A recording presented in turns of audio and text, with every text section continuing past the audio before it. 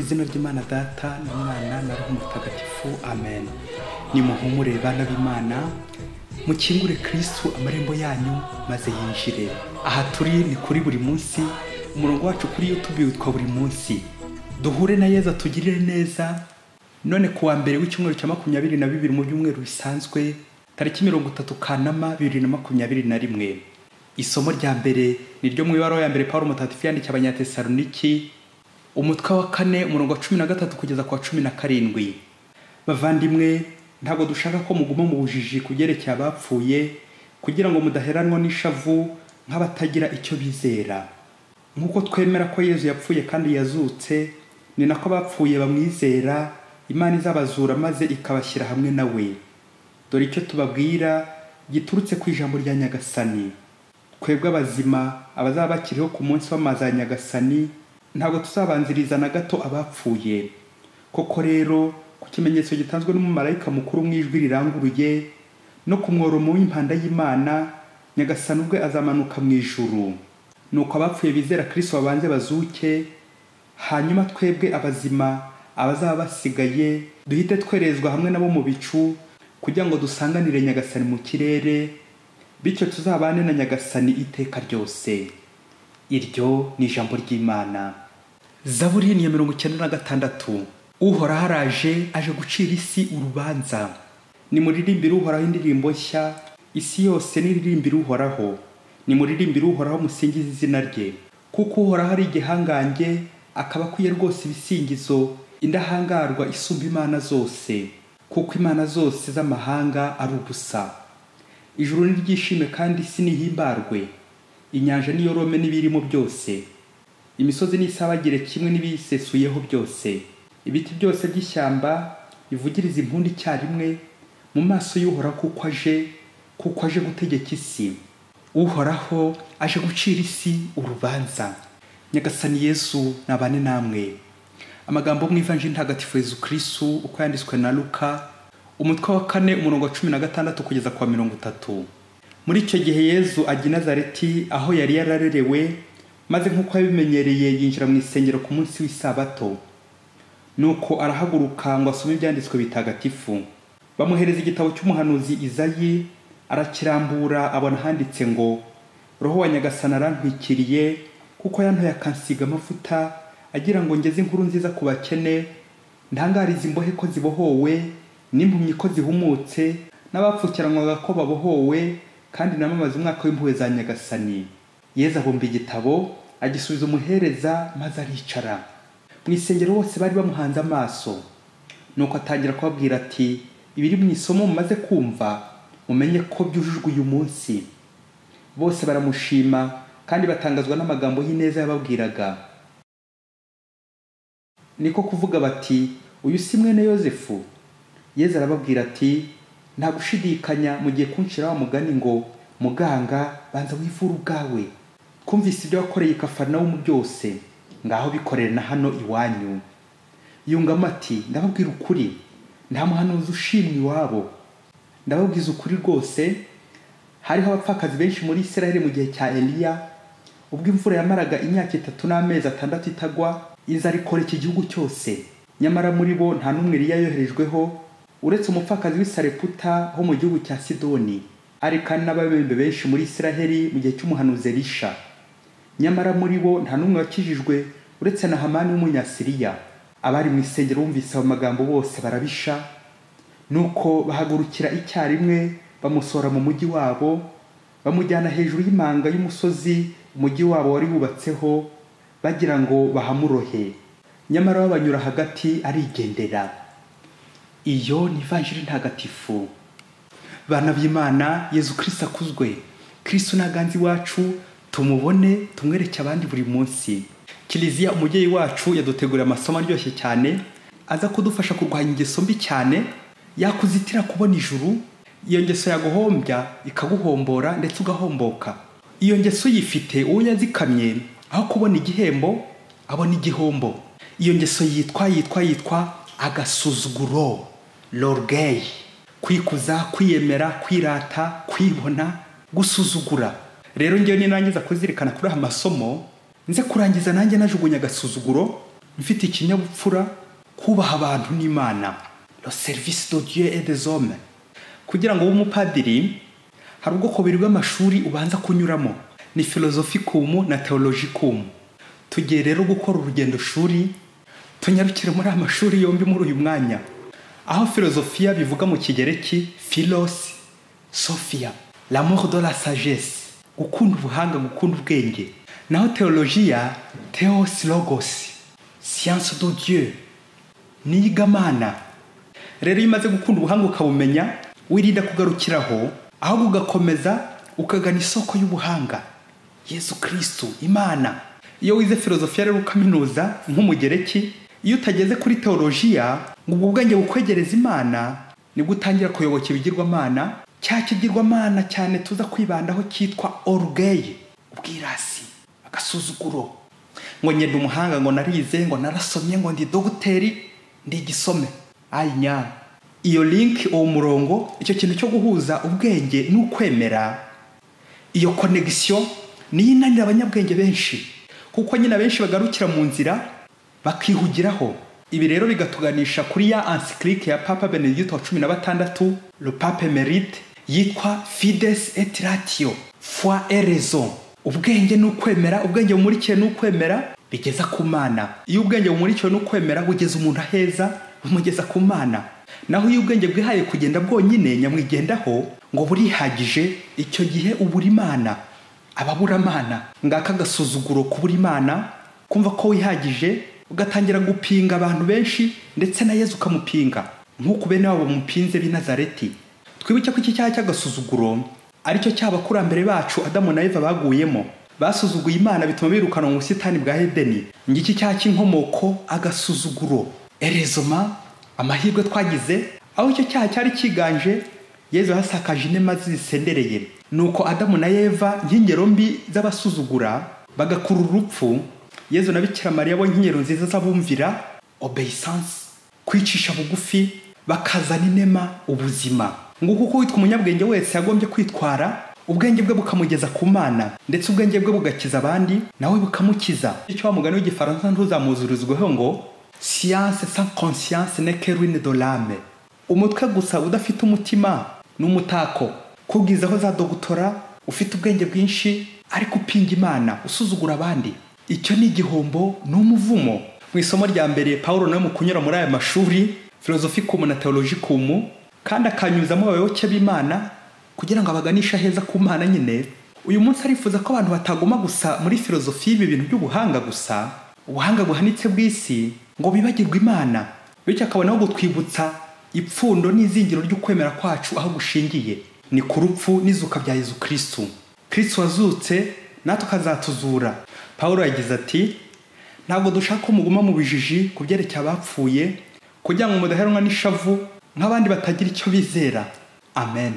Paulo uyu munsi ashaka kutwibutsa ko ibyo twageraho byose, imitungo yose twaba dufite, ubwenge n'ibindi byose twaronkera hano ku isi, ko atari byo herezo, ko ahubwo iherezo ari ukubana na Nyagasani mu ijuru ubuzira herezo. Kuko umuririmbyi wa Zaburi nawe yabiririmbye uyu munsi ati, Uhoraho haraje gucira isi urubanza. Amen. Bwa bwenge bumurikiwe n'ukwemera, la foi qui éclaire la raison, bugatuganisha ku Mana. Nabwo washaka kwigumira gusa muri icyo cyumba cy'ubwenge, ntuharenge, ntugisohokemo, ni cya gihe wiyemera ukirata, ukihagararaho, ukaza kugwa muri ya ngeso mbi yo kwirata nyine, agasuzuguro. Nk'uko bene wabo wa Yesu bamupinze, birangira babuze umukiro. Yamvuga igira iti, utazi ubwenge burya ntabwo ashima ubwe, kuko nyine ntabwo aba afite, ahubwo abona zeru, yewe n'umuswa abona zeru. Utazi ubwenge n'umuswa ababyeyi. Kwiyemera biganisha ku buswa, ubuhakanyi, gupinga, mbese ukaba wabura Imana. Nk'uko twumvise mu ivanjiri y'uyu munsi, hari bamwe babuze Imana bakabura amahirwe yo guhura na Yesu. Ukaba wakwiyemera uti ngenzeranye na Yesu, ndi umukristo, ndi uwa Yesu, ngo ntabwo ari ngombwa kumwumva, ntabwo ari ngombwa kongera kujya mu misa, mu masengesho, kumusanga. Ukababura amahirwe kubera agasuzuguro, gupinga, cyakene wabo twumvise mu ivanjiri. Abaturuka hamwe abene gihugu, ugahora uvuga uti ngenzeranye na Yesu. Ni kwa kundi duhabwa Yesu mu Karisiya utamwitayeho, cyangwa ukajya gusenga utamwitayeho, ntibize kungirira akamaro. bagize bati Yesu ageze mu karere k'iwawe Nazareti yinjira mu isengero ku munsi w'isabato, nuko atangiye kuvuga ukuntu hari intore ya Nyagasani ije kubwira abakene inkuru nziza. Byumvikane muri iri koraniro hari abamushimaga, abandi baramunyegaga bamupinga kubera ikene wabo kumenyera Yesu, ngo baziranye na Yesu. Yesu ati ndababwira ukuri, nta muhanuzi ushimwe iwabo. Yesu uyu munsi aboneyeho kubaha ingero ebyiri zigaragaza uburyo abenegihugu batakaza amahirwe kuri bene wabo ntibakire, bityo abanyamahanga bakabakirana. Kubera iki agasuzuguro? Ni umukene w'i Sareputa wabonye umugisha w'Imana akawubonera ku muhanuzi Eliya, na Nahamani umubembe w'umunyamahanga wakize ibibembe bye. Aha harimo umukene n'umurwayi. Umukene ntabwo ari ubuze epfo na ruguru, ahubwo ni umukene ku mutima, wandi ushakashaka Imana, ubwenge bwe akabukoresha ashakashaka Imana, akagira inyota n'inzara y'Imana. Naho umubembe ashushanya umunyabyaha uri kure y'Imana, akumva ko yaruhuka ari uko ageze kuri Yesu, Yesu akamukiza. Twebwe twese abanyabyaha, bwa buhanga filozofiya, niba Yesu yaraje gukiza abantu bose batuye isi, kandi abari ku isi ni abanyabyaha, abakene, imbabare, abanyantege nke, abana, indushyi. Donc byumvikane ubwo wowe nanjye turi ku isi, turi abakene, turi abarwayi, turi abanyabyaha. Nitwe Yesu yaziye, nta n'umwe ubuzemo, nta n'umwe uduhemutsemo. Abanyabwenge rero kibakubwira bo bumva badakeneye umukiro, bumva ntacyo Yesu avuze imbere yabo. Guhabwa Yesu yaje kubasura bakabifata nk'ibisanzwe, n'abandi bakataje mu buhanga bw'isi ariko nta kwemera. Abo nibo rero babona zeru, babandi nyine batazi ubwenge babona zeru, bakabona zeru imbere y'Imana, kandi mu ishuri badahema kuzuza amanota 100%. Niba abandi baba barunze za dogutora ariko batari abadoguteri, abo ngabo rero ni abahinyura Imana, bapinga Yesu. Rero bakristo bavandimwe, nta mahirwe asumba yandi ngo guhura n'umunyabwenge ufite icyubahiro cy'Imana, ufite ikinyabupfura, wubaha Imana. Ariko ni n'umwakuni n'agahinda guhura n'umunyabwenge usuzugura Imana. Ni nk'aba bagore barebera abagabo babo ku gikanu, agasuzuguro.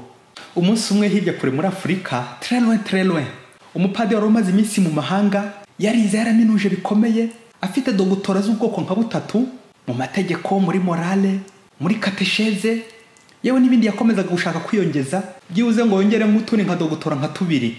Nuko agakomeza kataza muri ubwo bwenge n'ubuhanga. Yari umuhanga pe, kandi nawe abizi. Nuko umunsi umwe musenyeri wa diyoseze yari yamwohereje kwiga, aza kumutumaho ngo aza korera ubutumwa muri diyoseze yabo. Namwe murabyumva nyine nk'umuntu wamaze kuminuza umunyabwenge, byari bigoye kubona icyo bamushinga aza kwishimira wenda.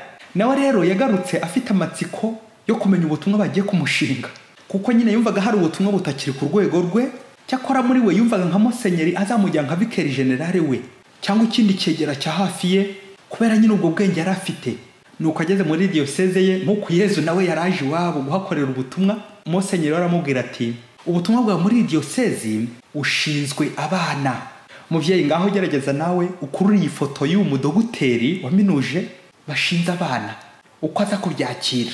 Nuko wa mupadiri n'umujinya mwinshi ahita arasohoka, agenda yivovota ati umuntu wize nkanjye koko ngo bashinze abana, ngo nzajya nirirwa mbyina n'abana koko mutugoroba? Musenyeri ansuzugure bene aka kageni, ansuzuguze dogutora zanjye zishwanyure bene aka kageni, ngo njye gutoba ibiziba hamwe n'abana? Nuko ko umupadiri yagendaga yivovota yanga ubwo butumwa bw'abana, ahita atega indege yisubira komeza amashuri ye. Agezeyo mu gihe yaragiye gushaka kujugunya ibaruwa umwepiskopi yari yamwandikiye muri bwa butumwa nyine bw'abana, nuko ahamagara abagenzi b'abanyabwenge bandi ngo abereke uburyo yasuzuguwe, ngo uburyo musenyeri yamupinze, alienation. Batangira gusoma yabaruwa y'ubutumwa.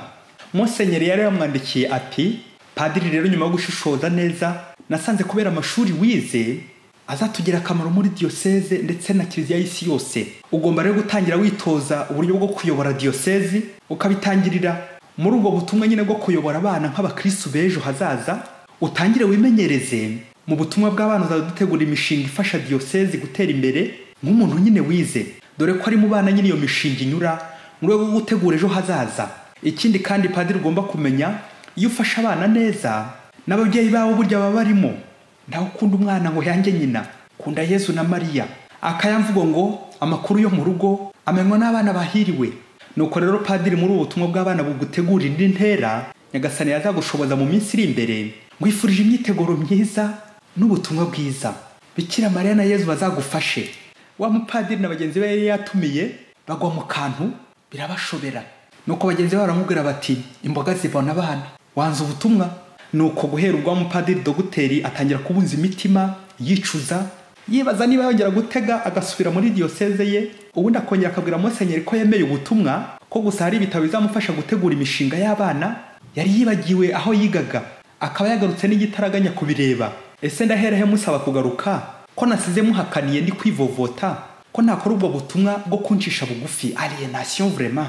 Ndaherahe koko? Yewe na n'ubu wa mudogiteri aracyabunza imitima, yibaza ibihakurikira aho azahera Musenyeri yisubiraho. Hari igihe ushaka kwisubiraho bitagishoboka, nguko hari igihe kizagera ukifuza kwisubiraho bitagishoboka. Bakristu, Yezu ati nimudahinduka ngo mure nk'abana bato nimuzinjira mu ngoma y'ijuru. Kwigira umwana, kwigira umukene, kwita ku bana, kurera abana, kwita ku barwayi abaciye bugufi, uko niko bategura ijuru. Gutegura guhabwa inshingano zikomeye, ndakubwiza ukuri, ndahandi uzabona inshingano zikomeye usibye zo gutegura ijuru, kuba uri kumwe na Yesu. Gutegurira abandi ijuru nawe ubwawe ukitegurira ijuru. Warize ukigisha abandi, kandi bikonyera muri wa mugenzi wo kwicisha bugufi. Mu gihe cya Yezu rubanda rugufi, abanyabyaha, abasoresha n'inyomanzi nibo bamwemeye barahinduka. Ngabo abarwayi ba Nahamani n'uyu mukene w'Isarepta Yezu yatubwiye mu Ivanjiri. Naho abanyabwenge, abahanga b'icyo gihe ni abafarizayi, abo bari bashinzwe iby'obokamana, imihango y'ingoro y'Imana, n'abigisha amategeko bar les docteurs de la loi, abadogiteri, ibisome, abanyabwenge, ibihangange. Abo nibo bamupingaga bagasuzugura Yezu. Nguko hari abayihaye Imana, abapadiri bamwe baminuje muri za filozofiya na teolojiya, ariko ubwo bumenyi bakabwiyitirira bakihugiraho akaba dogiteri de la loi, abigisha amategeko. Ariko bansaba ko ibyo nigiye mbishyira au service de l'église, mbikoresha mu gufasha abandi.